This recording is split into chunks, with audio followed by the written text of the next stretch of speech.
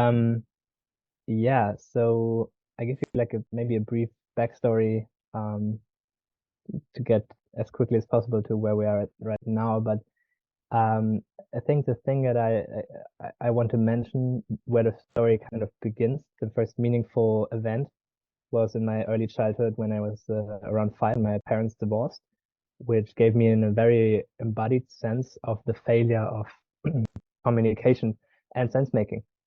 Like these two different sides that could never see the other side, could only make their worldview coherent by demonizing the other side and dehumanizing the other side.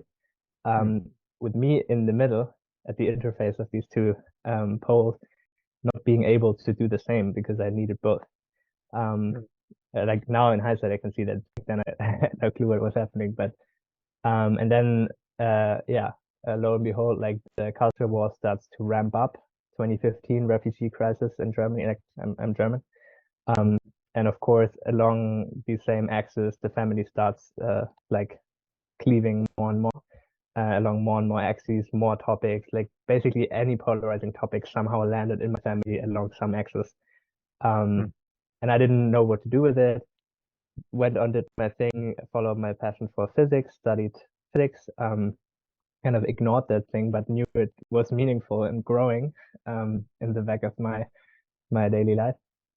And then in 2020, I discovered Game B, which of course you're familiar with if you know Jordan Hall and these people.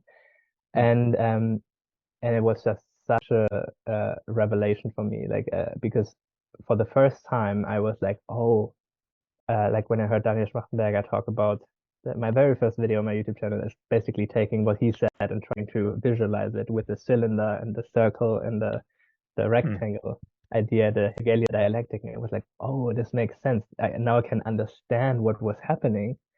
And best of it, now my kind of analytical mind, like at that point it was still very like only analytical. Now that is another conversation. I'm opening more up to these trans-rational dimensions, and I think that is a crucial game changer that needs to kind of ground itself in this game B thinking. That's another conversation. But yeah, so now my analytical mind could take that and be like, oh, so it can zoom out and abstractly think about different perspectives. And there's a physics to that, basically. So now I was like, my studies were actually useful for that. I can now think about how can we kind of create a system that kind of enables this, what I call the liminal flow, like towards higher and higher synthesis. Yeah, and so this is kind of the most, let's say, intimate dimension from where it comes from, ProjectLiminality, trying to because I was able to see both sides and see how they fit together. But I would say these sides that I was seeing still haven't been able to do the same. So I was like, okay, it doesn't, finding the right answer is not sufficient. There needs to be some other thing happening that healing can occur. So like people need to agree on these answers as well, and they need to participate in the process. I can't just like create an AGI prompt that get all the right answers and humanity is coherent. That's not how it works.